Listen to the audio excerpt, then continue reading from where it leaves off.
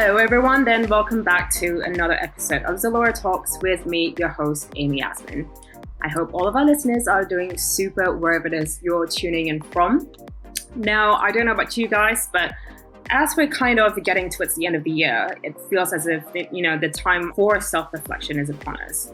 It just kind of feels natural though, isn't it? To always look back on what the year has taught us and, what we've achieved and everything else in between. After all, it's what resolutions are created for. But today we're here for a different kind of introspection. While it's true that this year and the last had brought upon like a ton of challenges for a lot of people, but there are some that have gone through it almost all their lives. One of them is Elizabeth Gostelow, whose development of scoliosis several years ago left her living with a back brace for 4 years before undergoing surgery. Today, she's a published author and illustrator, all the while living with a piece of metal in her spine. Now, there are also others whose lives have been turned around almost instantaneously, and perhaps no one knows this better than Charlene, who around this time last year was an athlete, a kite surfer, and in the midst of studying for her master's degree as well. Unfortunately, a cooking accident turned her into a burn survivor, which in turn has helped her to grow into a whole new person. So in this episode, especially with the new year coming in, how fitting to learn from these two brave individuals who not only inspire those around them, but also give a different perspective on how to start anew.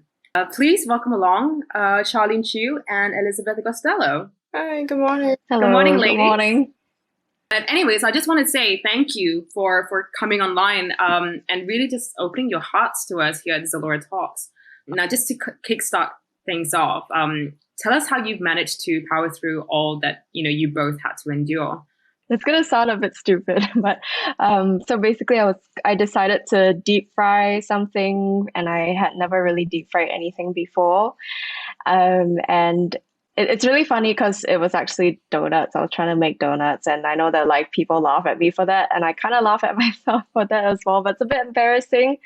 So anyway, there's this whole pot of oil going on, and my ex-boyfriend was like kind of the last one to use it because I was like, yeah, I made my donuts. I'm gonna go sit on the couch and watch Netflix, and then he forgot to turn it off. The stove off, and then it was just there, the oil boiling for really, really long, and I didn't know that oil could actually boil to beyond 100 degrees Celsius, but I learned that quickly, and there was lots of smoke because it was left there for maybe half an hour to an hour, and then I panicked, and then in that state of panic, I take the pot of oil and I put it in the sink, and then it reacted with water, and then it just unfortunately exploded all into my face mostly, and then on my neck and my arms as well. But my neck and arms have healed quite well. It was just like my face that got the direct brunt of the oil. What gave me the power to, I guess, power through would be a mix of different things. I think the first thing was just really stepping up and growing through this accident, like making the decision and being firm with myself that yes, someday I will come to terms that this unfortunate accident has happened and it does have lifelong consequences. But I can still grow through it. I don't know whether it happened for a reason because I feel like that is a cliche that I still refuse to accept. But I do know that it has made me a better person, and just like all the lessons that I've gained from it. So better self-awareness, knowing and trying to understand myself as to why I react to certain situations the way that I do, and of course, like having support from friends and my partner, who I actually only met when I came back to Singapore very unwillingly, and I did not expect him to come into my life, and he did completely change the way that I saw everything. And I also never really used to get along with my family. In fact, that's frankly the reason why I left the country when I was a teenager. But then when I came back, I feel like we cultivated a much better relationship, and that has really allowed me to, I guess, like go through what I have to go through mentally and physically. It gave me this space that I didn't have previously. So yeah, just that, and then also making new friends through social media actually. So that I think all of these things have really come together to allow me to power through this. Yeah, and also like the support of people online actually. And what about you, Elizabeth?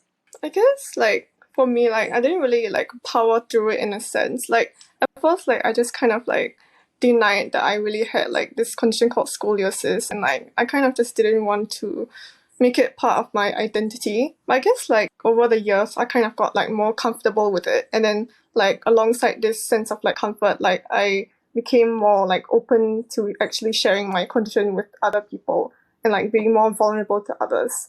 So like for example, like when I first like got my back brace, like I just got like very like self-aware and like self-conscious when I was wearing it, and like I was really worried that people will like find out like in a really scary moment. They're like, oh my god, you know, like I'm wearing this like really strange like hard thing on my body, and like I have to explain like my entire scoliosis to them.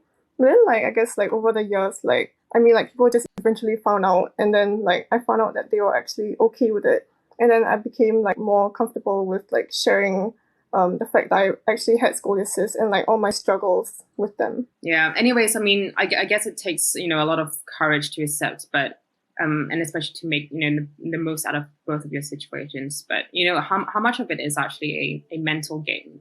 Like so much of it. I think that the physical pain is like so temporary and probably makes up like 10% of it. And as Elizabeth was actually talking about how she struggled with having like a piece of metal on her back, like similarly I struggle with going out in public and feeling really ashamed that I have scars, especially in broad daylight. It's very obvious. So and people tend to ask, and that's fine, but it's just like, again, a huge mental game. Yeah, I think like this is especially like when I was wearing my brace, because like I always had to like conceal it with like a top or a shirt like over my brace, or like a really thick sweater, which is like not ideal for Singapore sunny weather. And then like I'll just get like really scared when people like find out, when they like bump against me or like try to hug me or something, and then I have to like explain like my whole entire story, and then I don't know, like it's quite like emotionally exhausting. And then I also get like more like anxious when people are like, oh, like, so what are your plans? Like, do you plan to have surgery? Like, do you plan to have this? I'm like, oh, like, I don't really know, you know. Yeah, because you've had it since, I guess, what was it, 2014? That's when it started to develop? Yeah, I think around that. So it's quite like prolonged, so.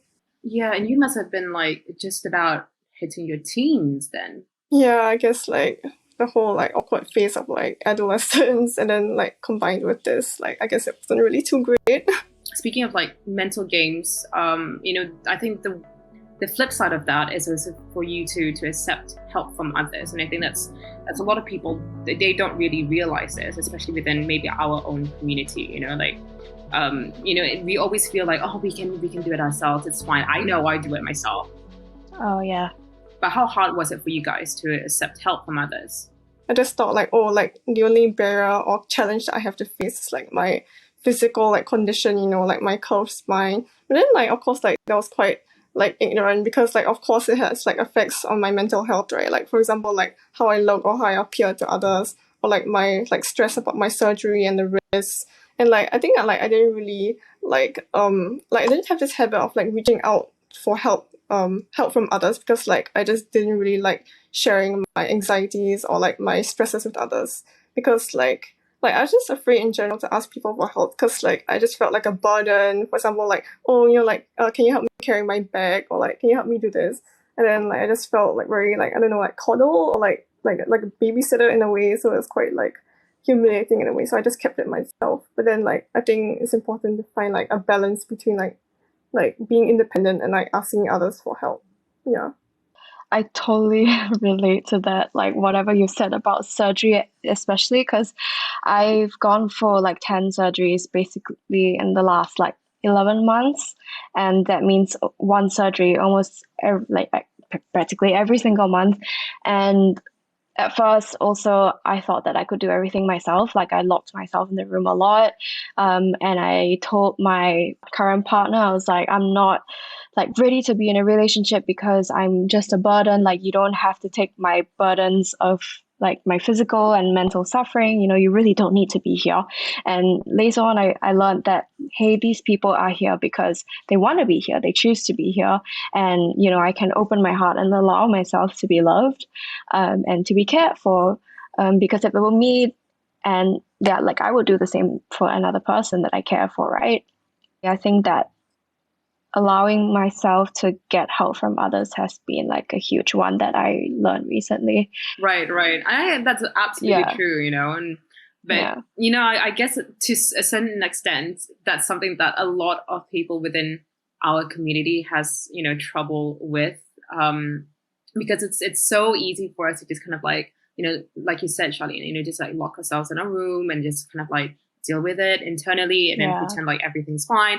But, with that being said, you guys are so open with everything that you guys have experienced. And apart from, accepting help, you're also being open to sharing your experiences with everyone else out there. Elizabeth, you published a book, and you're just 18. Yeah. Let's talk about that. Because that's incredible. I'm 32 now, but I expected to have had my autobiography done with like a forward by Oprah and Barack Obama. And then in like 10 years time, maybe Jennifer Lawrence will play me. But you've already kind of like, you're one step closer to my dream. I guess like I always wanted to share my story like in a more like open and like accessible way to the public, but I guess like I never really had the means like until last year. So like I just had like ideas floating around my head, like like stickers, or like, I don't know, like maybe like an online journal or something, but like I never really acted upon it. And then like last year I actually talked to my counselor, and then she actually showed me like my school seniors book. It's called Brave Girl Not Eating by Huan Yan, and like it was about like her anorexia, and like I was really like inspired by her book. And like how she shared like her struggles and like her really like gritty process, and like how she didn't really like gloss over like all the struggles and like just show like the good bits. And then like I remember like all my ideas and concepts that I was thinking about like my own scoliosis, and I thought like maybe I can write a book too. And my counselor was like, sure, go for it. And that just went on from there. And you also did an illustration for it. Yeah, I also did that.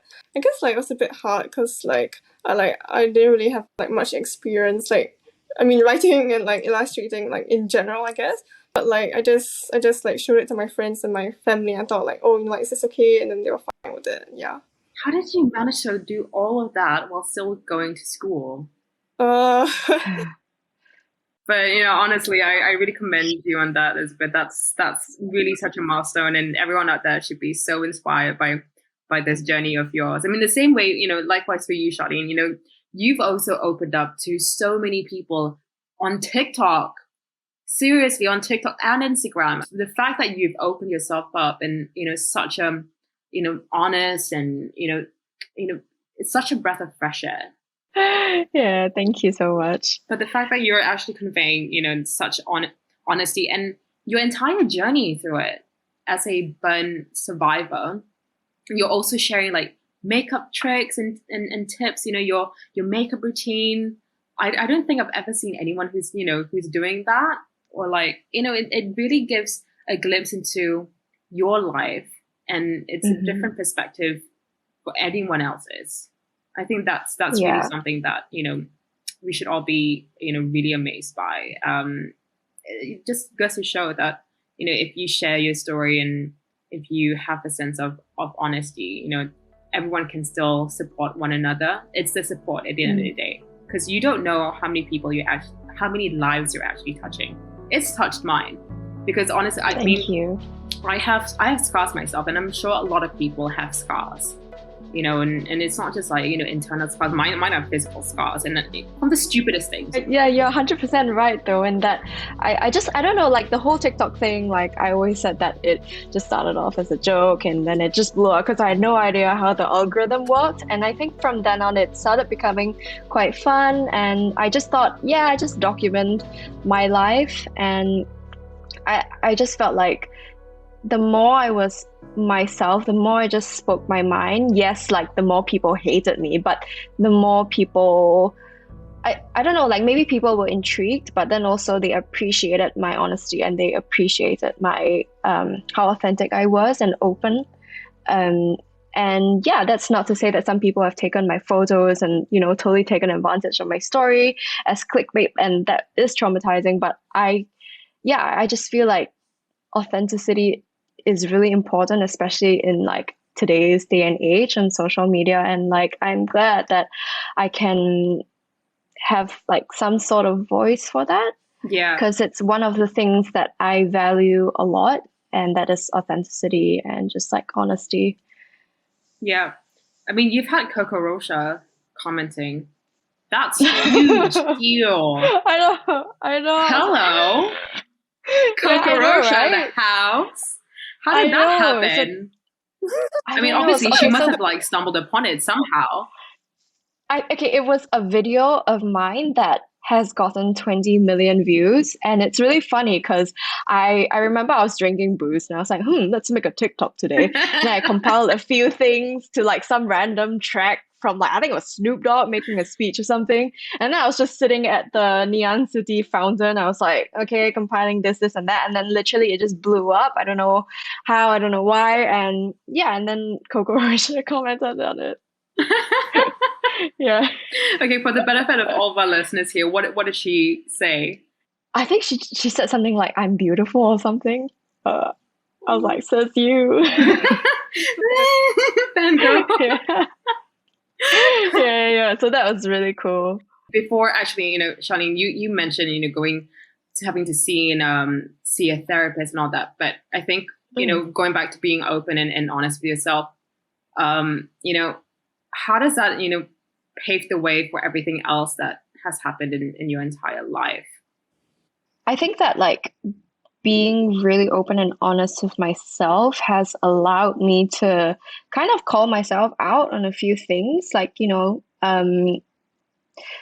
so I used to be a very hot-tempered person, for example, and like I realized that I also talk a lot about certain things that I struggle with. So I struggle with an obsessive-compulsive disorder as well, and I was formally diagnosed, and I was on like meds for a long time, but then I got off it, and yeah, just like because I felt like all these mental illnesses, yeah, they're there, but they also come from like they have a root, they have trauma in them, and we all have like a trauma body. And I think that I was able to just really take a long, hard look at myself and be like, okay, I have a bunch of things in my past that I have not addressed, and I keep talking about it, but like I don't actually do anything about it. Like, so do I really want to stay stuck, like so miserable on top of the accident, which like already makes me super miserable? Like, and I felt like, no, there's a better way to live life. And I realized that it's so uncomfortable to just step out of your comfort zone and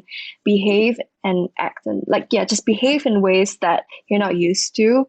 And I think that my burn forced me to get out of that comfort zone because I was in my little bubble in Australia as well. And to come back, that was already like a huge transition for me. And then also having to start from scratch over here, and then dealing with all the physical pains and surgeries and everything. Yeah, like it was a lot. And it really, really just made me learn that you have to be uncomfortable in order to change, like if you want to change and like live a better life. I think in an interview with Elle, actually, you mentioned how you really started to believe in the law of attraction. Tell us more about that. How did that happen, and why the law of attraction? Okay, so my friends back in Australia are quite spiritual, and I was seeing this lady. She was sort of like a mindset coach, but she was also a Reiki teacher. And that's when I learned a lot about energy and masculine and feminine energy, and then like about trauma, coping mechanisms, and about inner child work.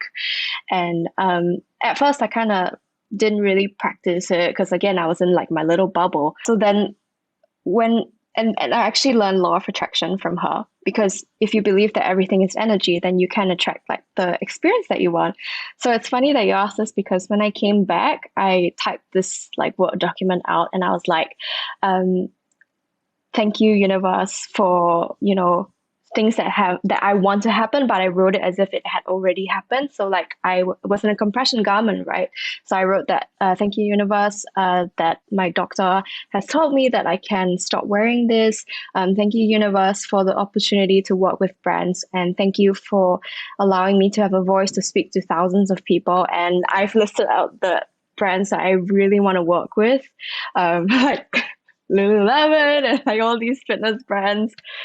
Did you say that you wanted to be interviewed by me? And interviewed by Amy, Yasmine. Yes, correct. That has really come true. And yeah, so just all these things. Yeah, and also I wanted to manifest a partner, because I was just like totally broken and wounded because like my ex broke up with me, blah blah. And yeah, so I said like, I thank you for this partner who is, and then I fill in all the physical attributes and how we're going to interact with each other. And it's funny because all of them came true. And some of them is kind of creepy because like what I wrote, like exactly, I'm getting goosebumps, like exactly it played out like that. So yeah, I've taken a little bit of breaks from spirituality now and then, because I feel like sometimes you just have to live your life, not thinking too much, you know, just experience and have fun. But yeah, like when I come back to it, I find that it always helps. Do you believe in the law of attraction, Elizabeth? Yeah, like I agree with Charlene about like the whole like bubble thing, and like not being and like staying like in your comfort zone, you know what I mean? It's like I just kind of like avoided like my scoliosis for the longest time, and like I didn't really think about like how my journey could be shared with like other people as well. So like I guess like it was like ungrateful in a way, in the sense that like I didn't really like reflect too much about like how people were like there to support me, or like how they could be there to support me if like I just gave them the chance to do that. Yeah.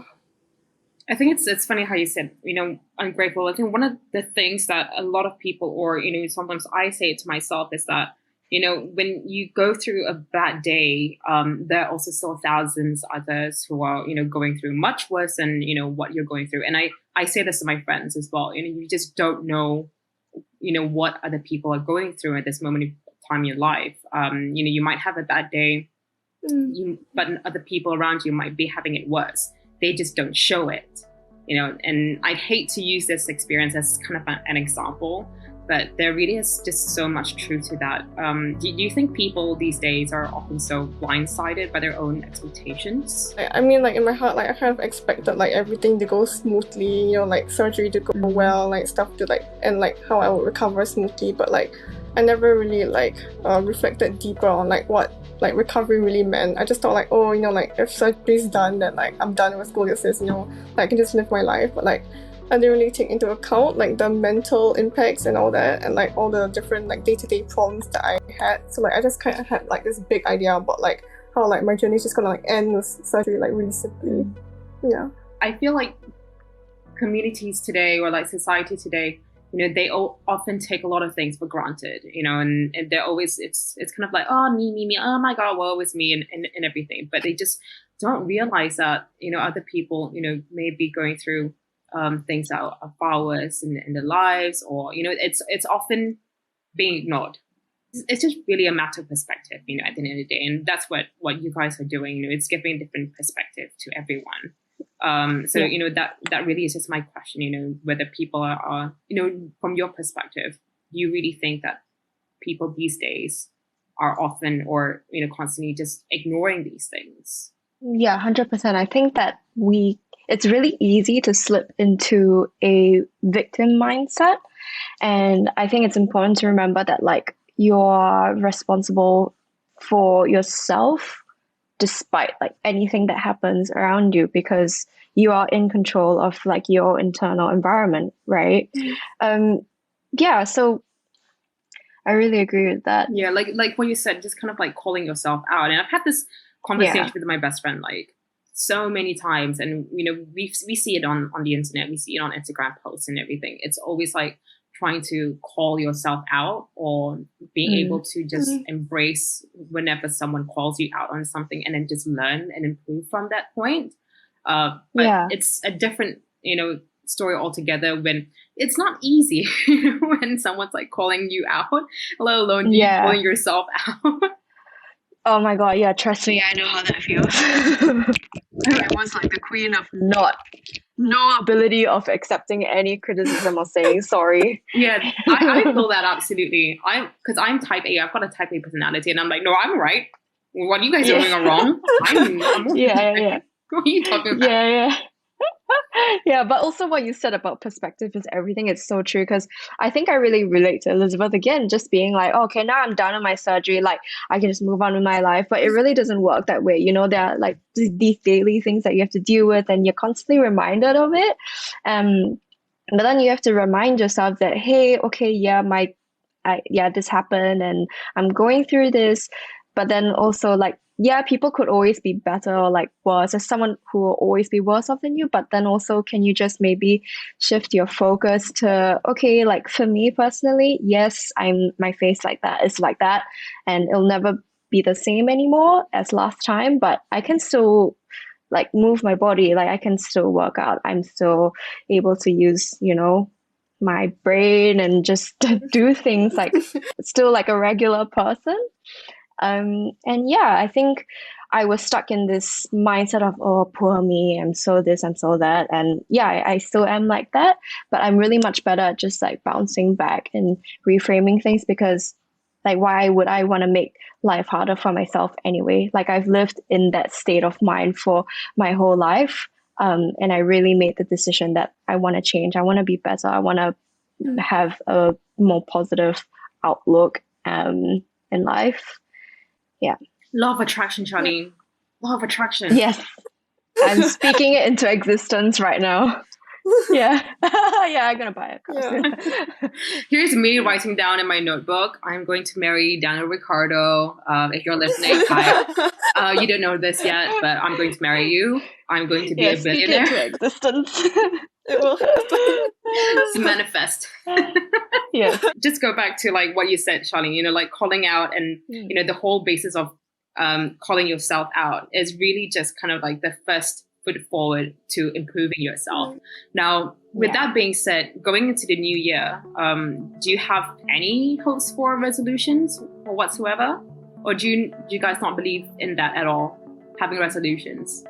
It's not that I don't like believe in resolutions, but I guess like you can just make it whenever you want. Because like if you make it under the guise of like the new year, then you think like, oh, but like everyone like never follows the resolution, so like why should I? And then you just be like, okay, like I'm just not going to do it. But like if you do it like spontaneously, or like when you feel like doing it, then I guess it will manifest. Law of attraction. I think that I don't want to label it as a New Year's resolution, because I don't want to start on January 1st. I believe that change can start now, and you can make a decision now that's gonna change the trajectory of your life.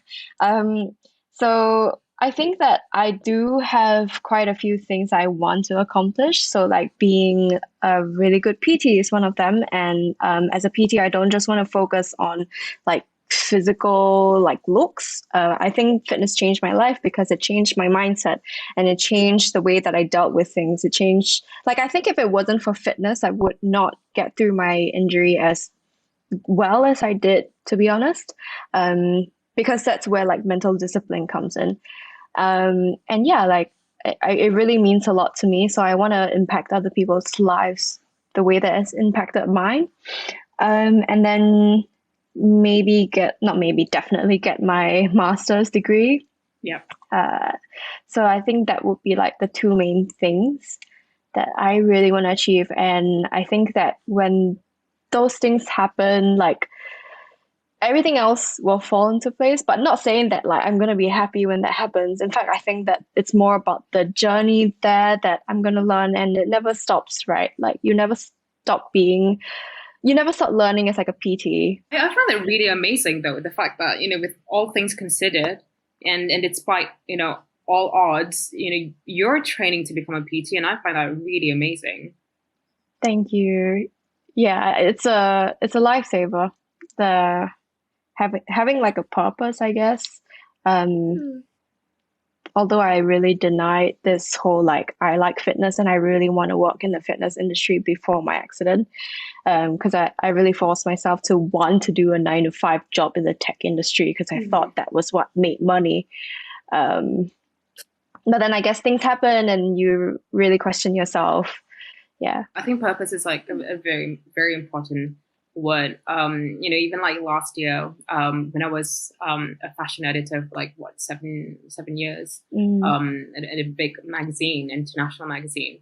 Like after some point, I guess you just kind of like stop having a sense of purpose.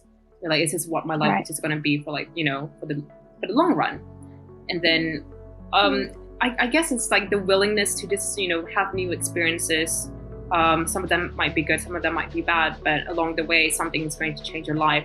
And for me, it's meeting a bunch of kids at Lao and teaching them English. That was just a complete whim, and that was a trip for my 30th birthday. And then I decided, okay, I'm going to go into humanitarian. Of course, with everything that's happened with the pandemic, that didn't really pan out that well. But, you get the gist. It's really having a sense of purpose. And, I think with all things considered, everything that's happened in both your lives, you have been given like a renewed purpose. And, like you said, Charlene, PT for you, gives you another sense of purpose as well, to just maybe propel what your intended, your intentions are at this current point in your life. Same thing for you, Elizabeth, with your book. That's a whole new purpose, and you never know, you might even get your film. We have to wrap up, but such an amazing conversation with you guys, with the both of you, and what a way to wrap up, season 2 of ZALORA Talks. Couldn't have asked for better guests. Yeah, thank you so much for having us. It's been really such a good, fun conversation, and really so meaningful. And I really hope at the same time, everyone who's listening in, it serves as a guiding light, especially if you're going through a hard time. I think the most important takeaway here is to know that you're not alone. And if you're looking to use, the new year to improve in yourself, it all starts from honesty, isn't it, guys? Absolutely. Being open, law of attraction and all that. And of self-awareness. Course, yeah. Awareness, guys. And of course, if you, like me, find both Charlene and Elizabeth inspiring role models, or you just want to catch up on their journeys, want to ask them about makeup tricks, or read on Elizabeth's book, you can find them. You can find Charlene on Instagram and TikTok. Now her handles are Charlene at Charlene Chu 3005 on TikTok and at Charlene Chu on Instagram. And of course, you can find Elizabeth's book, Embrace, now available across various libraries and hospitals across Singapore. Now, until then, seeing as this is the season finale, I hope everyone's enjoyed the season 2 of ZALORA Talks and hopefully learned a thing or two from all of our hard-hitting conversations. So I'd like to say so myself. But yeah, if there's anything, everyone likes to hear the next season, or have, one of your fave celebrities or, role models join in our chats, tag us on ZALORA and send us your suggestions. We'd love to hear all of your thoughts, because at the end of the day, this isn't just a podcast for mere funsies. We want to know how we can do more for you. So on that note, I'll be filming into all your thoughts and catch everyone in the new year. Stay safe, stay healthy, and see y'all soon. Bye.